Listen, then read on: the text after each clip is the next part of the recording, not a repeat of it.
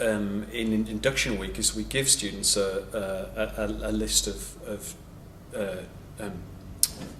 people to follow on Twitter, so that they start with a kind of they have at least a core to start with, and then of course you can start building on that, and creating start following more, and then to reinforce that, the use of Twitter, we always begin every session each week with a This Week on Twitter discussion.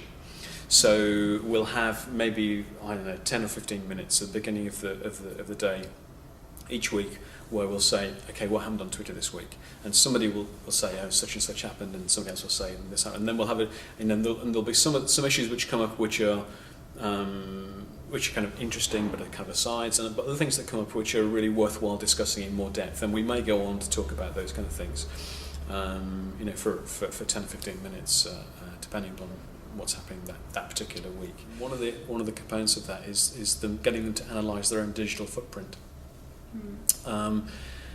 And that's really interesting, and it's something we introduced for the first time properly this year, to try and improve engagement with the course actually, but it's been a really useful and powerful addition to the course, and I think some of them have been quite taken aback and shocked actually by we didn't ask them to do much other than to kind of Google themselves and find out what's out there on them, and it's quite, for some of them it's quite shocking.